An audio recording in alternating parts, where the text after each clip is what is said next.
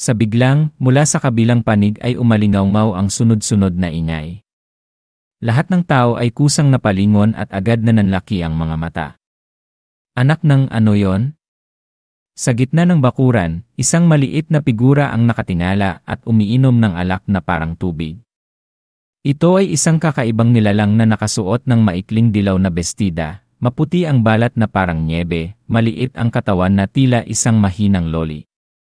Ngunit ang problema, sa kanyang ulo ay tumubo ang isang puting ulo ng daga. Isang napakasakit sa mata na kombinasyon.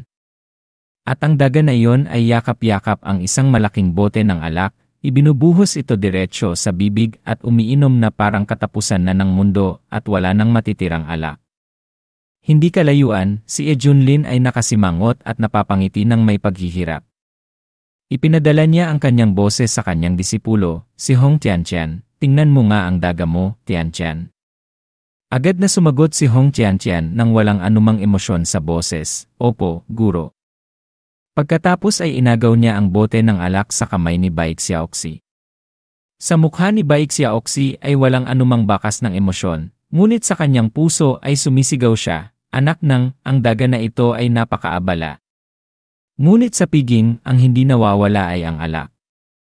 Sa loob lamang ng ilang sandali, nakahanap si Bai Xiaoxi ng ilang iba pang bote. Sa pagkakataong ito, si Junlin mismo ang kinailangan ng kumilos. Kung maghihintay pa siya, masisira na ang kanyang reputasyon. Sa sandaling iyon, isang lalaking nasa edad na may malapad na sombrero ang lumitaw. Sa unang tingin, siya ay mukhang ordinaryo, ngunit ang mga mata niya ay hindi ordinaryo.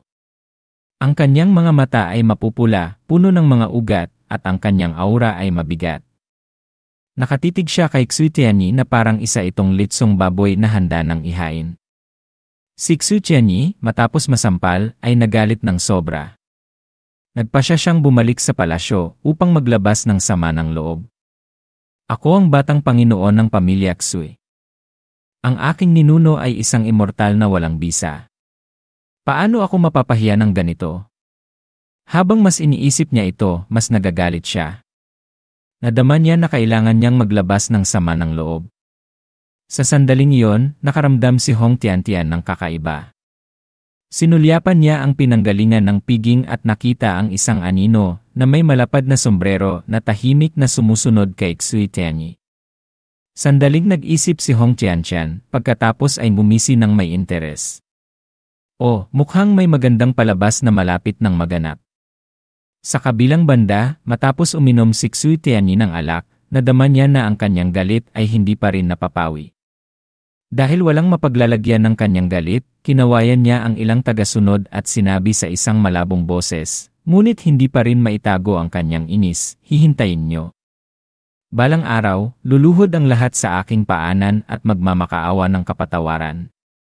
Hanapan niyo ako ng ilang babae ngayon na." Ang mga taong nakapaligid sa kanya ay nangasim ang mga mukha. Alam na alam nila ang pabago-bagong pag-ugali ng kanilang batang Panginoon. Sa tuwing siya ay nagagalit ng ganito, kadalasan ay may isang taong nagiging biktima at pinahihirapan hanggang sa puntong halos mamatay. Sa biglang, isang malamig na aura ang dumaloy, na parang biglang binuksan ang aircon sa 16 na degrees, dumiretso sa batok ni Xu Tianyi. Isang matalim na talim ang sumilay, na may malamig na ilaw, at tumutok diretsyo sa kanyang ulo. Si Xu Yicheng at Xu Er ay natigilan sa lugar. Ngunit sa sandaling tila malapit na itong mangyari, isang berdeng liwanag ang sumabog mula sa katawan ni Xu Tianyi, na epektibong hinarang ang atake. Hindi lamang iyon, ngunit nagkaroon din ng isang marahas na puwersa na binalik ang umaatake. Ang taong iyon ay dumura ng isang bibig ng sariwang dugo, ang kanyang katawan ay umuurong ng ilang hakbang. Sa kanyang mga mata ay puno ng pagkabigla at pagkadismaya. "Buwisit! Ako ay naatake pabalik. Hindi ko inaasahan na ang taong ito ay may isang proteksyon na kayamanan sa kanyang katawan. Paano ito na-activate sa tamang oras?" Karaniwan, ang isang early-stage convergence realm tulad ko ay madaling papatayin ang isang transformation god realm, ngunit paano ako nasaktan ng husto? Si Xu Tianyi, na sa mga nakaraang minuto ay umiinom ng alak, ay ganap na nagising. Mabilis siyang lumingon at tinitigan ang umaatake, sumisigaw, "Sino ka? Paano mo ako tinangkang atakihin sa teritoryo ng pamilya Xue? Gusto mo bang mamatay?" Sa sandaling iyon, isang grupo ng mga gwardiya ng pamilya Xue ang agad na sumugod. Si Xu Tianyi ay muling nagtiwala sa kanyang sarili at mumisi ng malamig, sinasabi, "Buwisit. Sa mismong teritoryo ng pamilya Xue ay may isang taong naglakas loob na atakihin ako. Mayroon ka bang lakas ng loob? Akala mo ba mahaba ang buhay mo?" Ngunit bago pa man siya makapagsalita, isang malamig na pakiramdam ang dumaloy sa kanyang gulugod at ang kanyang balahibo ay tumayo. Ang lalaking nasa edad na may malapad na sombrero ay biglang naglabas ng isang kakilakilabot na aura, puno ng galit at desperasyon. "Hanggat mapapatay ko siya, kahit na ako ay maging alikabok, ayos lang." Agad na inactivate ng lalaking nasa edad na ang isang kakaibang lihim na pamamaraan. Ang kanyang buong katawan ay naglabas ng dugo na parang apoy. Ang mahabang tabak sa kanyang kamay ay itinaas na may napakalaking aura at hiniwa si Xu Tianyi. Nadama ni Xu Tianyi na ang kanyang anit ay nangangalaiti. Agad niyang hinigpitan ang kanyang natitiklop na pamaypay, naghahanda na humarang. "Buwisit, patay na." Pagkatapos, isang berdeng liwanag ang sumabog. Ang kakilakilabot na kapangyarihan ay kumalat sa lahat ng direksyon, ngunit ang itim na tabak ng kalaban ay walang senyales ng pagbagal, direktang dinurog ang berdeng liwanag na parang pagyurak sa isang langgam. Si Xu Tianyi ay nataranta at agad na itinapon ang lahat ng kanyang proteksyon na kayamanan, talisman, at kahit na ang mga pamana ng pamilya, umaasang pahabain ang oras upang humingi ng tulong. Ngunit walang saysay. Ang tabak, na parang buto sa balat, ay patuloy na sumugod. Sa kritikal na sandali, walang ibang pagpipilian si Xu Tianyi kundi tumakbo para sa kanyang buhay. Gumamit siya ng celestial travel steps, at ang kanyang katawan ay umilaw sa isang liwanag at tumakbo sa napakabilis na bilis na tila nakatakas na sa espada. Ngunit isang braso ang lumipad sa ere, na may bakas ng mahabang dugo, at pagkatapos ay nahulog sa lawa. Si Xu Tianyi ay sumigaw at niyakap ang kanyang putol na braso, nasasaktan hanggang sa muntik na siyang mahimatay. Ah! Ah! Hindi niya alintana ang sakit, hindi niya alintana ang kanyang imahe. Nagmadali siyang tumakbo para sa kanyang buhay. "Tulungan niyo ako." Umungol ang lalaking nasa edad na, ang kanyang mga mata ay pula na parang isang hayop, at itinaas ang tabak upang patuloy na habulin siya. "Hindi ka makakatakas." Nagsimula ang isang pagpatay.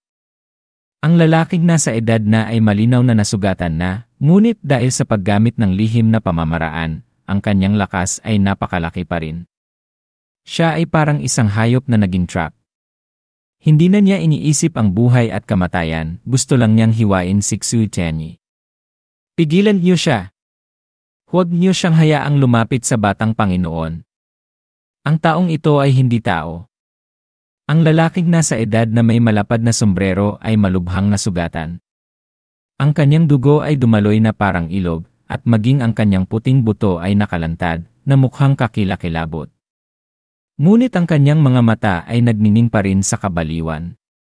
"Kung may lakas ka ng loob, huminto ka. Ngayon, papatayin kita." Pagkatapos niyang sabihin yon, ang kanyang aura ay sumabog. Ang mukha ni Xu Tianyi ay maputla na parang naubusan ng dugo. Nanginginig siyang umurong ng ilang hakbang, ang kanyang mga labi ay nanginig, at ang kanyang boses ay namamaos dahil sa takot. "Mahusay na bayani, ano ba talaga ang iyong pagkakakilanlan? Hindi kita inaway. Bakit mo ako hinahabol?" Ngumisi ang lalaking nasa edad na, ang kanyang mga mata ay puno ng galit. "Hindi mo alam kung ano ang ginawa mo. Akala mo ba walang mangyayari sa'yo?" Dahil sa ingay, ang buong lugar ay nagulat. Ano ang nangyayari doon? May nag-aaway ba? Ang lugar na ito ay teritoryo ng pamilya Xue. Paano may naglakas loob na magdulot ng gulo dito? Narinig mo ba? May isang asasin na nagtatangkang patayin si Young Master Xu. Talaga? Kinuskos ni Ye Junlin ang kanyang baba. Ang kanyang mga mata ay nagningning na parang nahuli siya ng isang magandang pagkakataon. Sinulyapan niya si Hong Tiantian at nakita na ang ekspresyon ng kanyang disipulo ay medyo masama. Pagkatapos ay ngumiti siya ng may implikasyon. Tiantian, ano ang natuklasan mo? Tumigil si Hong Tiantian, pagkatapos ay sumagot sa isang kalmadong boses, Guro, ang disipulo na ito ay humuhula lang. Tumawa si Ye Junlin, ngunit hindi na siya nagsalita pa. Pagkatapos, kumaway siya ng kanyang kamay. Kung tutuusin, ito ay piging ng ibang tao. Sa simula pa lang, ito ay isang okasyon lamang upang kumain, uminom, at magmayabang. Hindi ko inaasahan na magkakaroon ng isang kapanapanabik na eksena. Kung gayon, walang dahilan para hindi natin ito panoorin. Dalhin mo ang iyong daga at magsaya. Hinawakan ni Hong Tiantian si Bai Xiaoxi at hinila siya. Si Bai Xiaoxi ay nagsalita ng walang kabuluhan, ang kanyang pisngi ay pula dahil sa pagkalasing. Gusto pa ni Daga uminom. Sa pagkakataong ito, kumilos na ang matandang ninuno ng pamilya Xue. Ang kanyang mga mata ay malamig at sa isang iglap, naglabas siya ng isang matalas na liwanag. Kumaway siya ng kanyang kamay at isang hindi nakikitang puwersa ang agad na bumalot sa buong espasyo. Pinipigilan ang lalaking nasa edad na may malapad na sombrero. Ang kanyang mukha ay naging maputla at siya ay nanginig na parang isang puno ng saging sa bagyo. Nagpupumiglas siya ng baliw, ngunit nagawa lamang niyang panoorin ang kanyang sarili na hinihila ng isang malaking puwersa at bumagsak sa lupa. Naggangalit siya ng mga ngipin at tinitigan ang matandang ninuno ng pamilya Xue, ang kanyang boses ay puno ng galit. Immortal na walang bisa.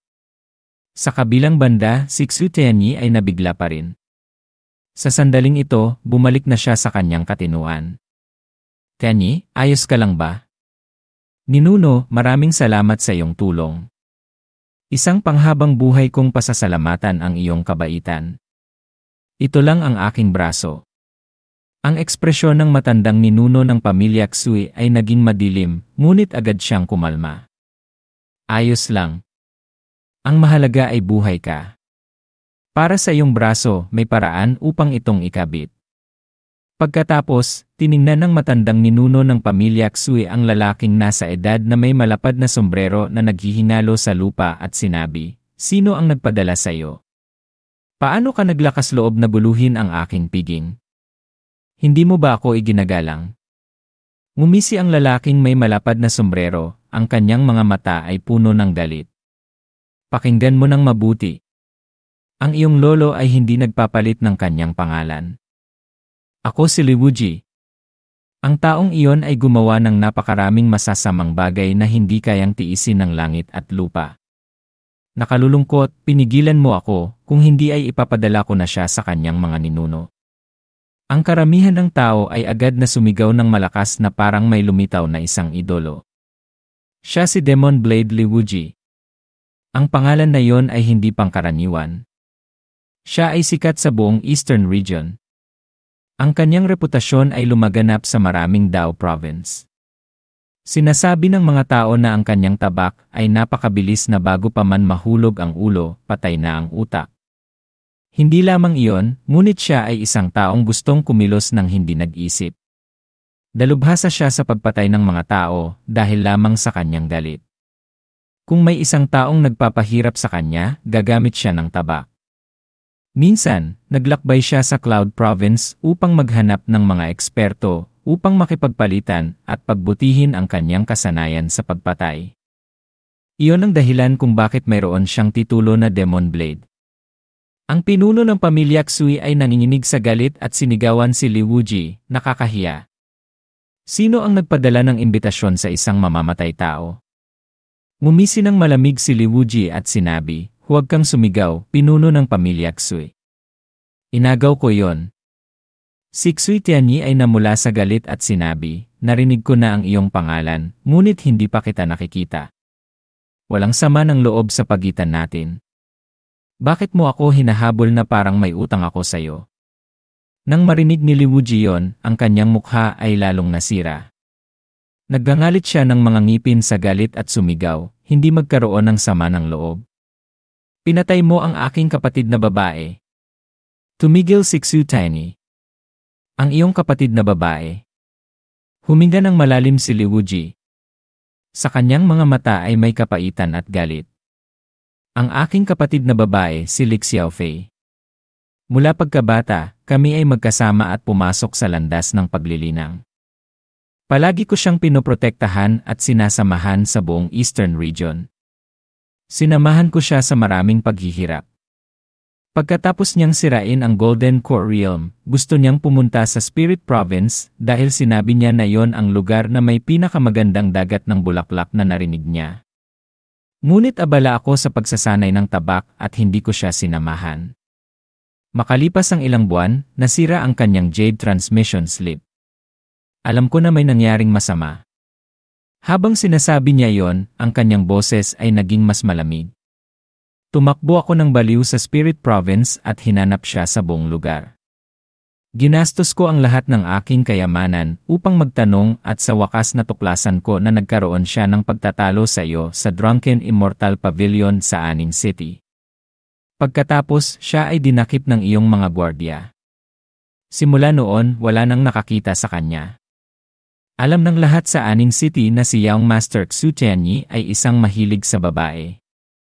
Mayroon ding mga alingaungaw na nagsasanay ka ng masasamang pamamaraan ng pag-aalaga ng yin at pagpapayaman ng yang. Hindi mabilang na babaeng cultivator ang pinahirapan mo hanggang mamatay. Paano ang kapatid ko? Hindi ko maisip kung paano mo tratuhin ang aking kapatid bago siya namatay.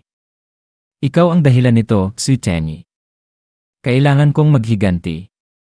Nagsanay ako ng baliw at naghanap ng mga paraan upang mapabuti ang aking lakas.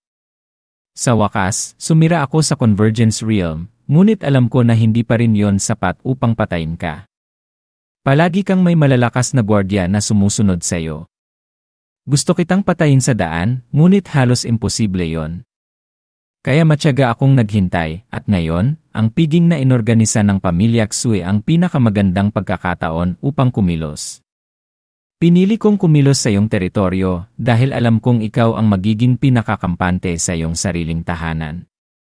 Akala ko ngayon ay maaari na kitang patayin, ngunit ang buhay mong hayop ay masyadong matigas. Dapat sana ay napatay na kita. Dapat sana ay nagtagumpay na ako. Habang sinasabi niya yon, ang kanyang mukha ay nasira dahil sa galit at sumigaw sa panghihinayang at kawalan ng kakayahan. Pagkatapos ng ilang segundo, umisi si Xutani. Umiling siya na parang may naalala siyang isang malayong alaala. Oh, ganoon pala. Naalala ko na. Ang maliit na mainit na sili na yon ay ang iyong kapatid na babae. Malalim ko pa rin siyang naalala. Siya ay napakaganda, ngunit mayroon siyang ugali na parang bomba. Kung sasabihin ko ang isang bagay, sisigaw siya at makikipagtalo. Pero alam mo, ang babaeng iyon ay mas kawili-wiling paamuin. Nang araw na iyon, nakita ko siya sa Drunken Immortal Pavilion at naghanda akong makipagkaibigan sa kanya, ngunit ipinakita niya ang isang ugali na para bang may utang akong 10,000 Spirit Stone sa kanya. Pagkatapos, sinabi ko sa aking mga tauhan na itali siya sa aking kama. Sumigaw siya ng malakas at tinawag niya akong hayop, halimaw, at kung ano pa. Ngunit pagkatapos, ang mukha ni Liwuji ay napasama. Sumigaw siya, tama na. Manahimik ka. Ngunit mas lalo siyang nakakaramdam ng sakit, mas nagiging kawili-wili para kay Xutani. 3 araw at 3 gabi, at sa wakas ay napilitan ko siyang magmakaawa. Ang kanyang boses ay napakakapansin-pansin.